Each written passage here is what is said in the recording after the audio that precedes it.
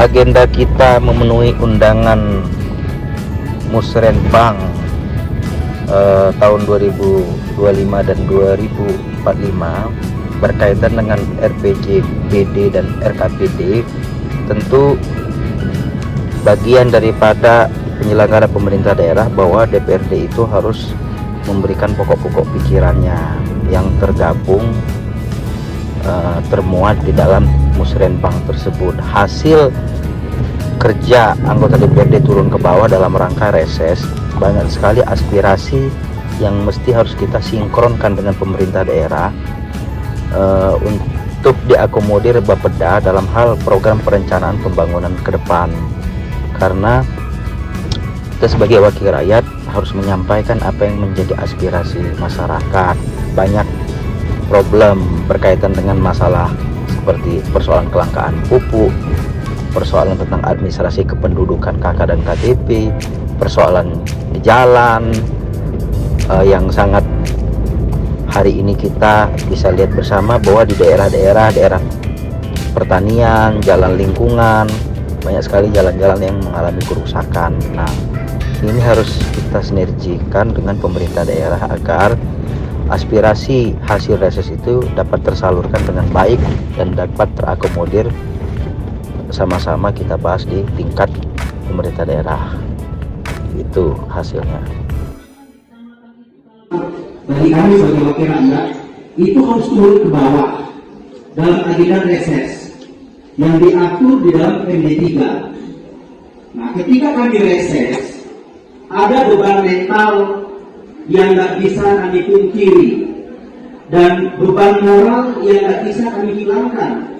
Ini mungkin peserta Musrenbang ini dan Bapeda, maka terlahirlah dasar dari Undang-Undang 23 dan Permendagri 86 tahun 2017, di mana pokok-pokok pikiran DPRD itu memang harus bersinergi. Nah, tentu harus saya sampaikan pada kesempatan siang hari ini, kami DPRD ketika kami reses ini banyak beban, banyak aspirasi masyarakat yang disampaikan kepada kami. Tapi jujur harus kami sampaikan juga ini biar provinsi juga mendengar. Ketika reses kami itu kami rangkum di dalam pokok-pokok pikiran, ini juga tidak terlepas dari kemampuan keuangan daerah.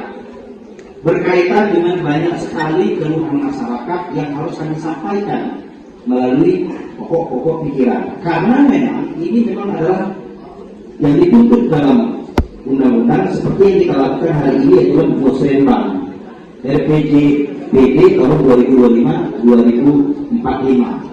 Artinya kita bicara kemajuan bangsa Indonesia ke depan yang lebih berdaya saing. Artinya melalui kesempatan ini bahwa memang tidak bisa eksekutif ini harus jalan sendiri. Apa yang sudah kami sampaikan melalui pokok-pokok pikiran di dalam agenda DPRD menjelang aspirasi turun ke bawah dalam program reses, ya banyak yang harus kami sampaikan. Tinggal lagi nanti keuangan kemampuan daerah yang akan mengakomodir. Contoh hasil DPRD turun ke bawah ini Pak Bapeda, Pak Andi, jalan rusak, banyak sekali jalan lingkungan, jalan pertanian itu yang rusak. Terus kita bersinergi lagi, kita bicara di tingkat kabupaten, jalan rusak ini mampu tidak keuangan daerah kita? Ternyata kita hitung-hitung memang jalan tidak bisa terakomodir semua. Maka kita bicara prioritas dan skala prioritas. Ini berkaitan dengan jalan. Tapi kami juga sebagai wakil rakyat yang harus kita sama-sama mendengar dan disikapi program pemerintah berjalan, program aspirasi kami sebagai wakil rakyat juga berjalan, jadi berimbang. Ini masalah jalan. Jadi kami sudah sampaikan kepada Bapeda berkaitan dengan usulan-usulan jalan. Terus berkaitan dengan kelangkaan pupuk. Ini setiap kami turun ke bawah tidak jarang dan setiap ketemu kelompok tani, masyarakat petani yang tergabung di dalam Gaboktan, yang tergabung dalam organisasi kelompok tani, keluhan yang sangat fundamental bagi mereka adalah persoalan pupuk. Nah, kita bicara masalah unsur tanah, maka kami minta nanti kepada Dinas Pertanian untuk lebih fokus dalam hal bagaimana pendistribusian dan realisasi pupuk dan Apa solusinya? Karena petani di bawah, masyarakat di bawah itu, pupuk ini menjadi hal yang sangat mendasar bagi petani. Bohong hari ini kalau pemerintah daerah menyampaikan akan mensejahterakan masyarakat. Kalau masyarakat masih sulit dalam hal mendapatkan pupuk, karena pupuk itu bagaimana kita memperbaiki sektor perekonomian pertanian. Kalau standar ekonomi masyarakat pun kita masih sadari masih standar sangat di bawah, pupuk susah didapetin, pupuk subsidi dibatasi, terus mereka membeli juga pupuk mahal. Akhirnya apa? Bagaimana ekonomi pertanian mau bagus, mau sejahtera kalau hasil pertaniannya tidak maksimal? Ini kita lari ke perekonomian rakyat lagi, kita lari ke kesejahteraan rakyat. Bagaimana lintas ekonomi rakyat, ekonominya pasar itu mau ada tukaran uang kalau mereka pun hasil mereka tidak sesuai. Pemerintah pusat melalui serapan aspirasi wakil rakyat di DPR RI dan bersinergi dengan pemerintah daerah, memang serapan air bersih ini sudah banyak bergulir di daerah-daerah, terutama daerah-daerah yang kita pandang pada saat musim kemarau itu sulit mendapatkan air. Tapi memang masih banyak juga daerah-daerah yang belum tersentuh masalah air bersih. Ini harus kami sampaikan hasil 45 anggota dewan kita reses. Ini menjadi pemikiran kita bersama. Nah, berkaitan dengan penerangan lampu jalan, karena hari ini adalah tingkat animo masyarakat yang melaksanakan roda di malam hari, hasil 45 anggota dewan tahun kemarin itu reses mengeluhkan tentang penerangan lampu jalan. Nah, penerangan lampu jalan ini sangat vital. Karena apa? Kalau di jalan-jalan utama, di jalan-jalan raya, terus ada pemasangan CCTV melalui program ada ADI dan DD desa yang melaksanakan CCTV di jalan, kalau tidak didukung dengan penerangan lampu jalan, ini ada kesulitan juga.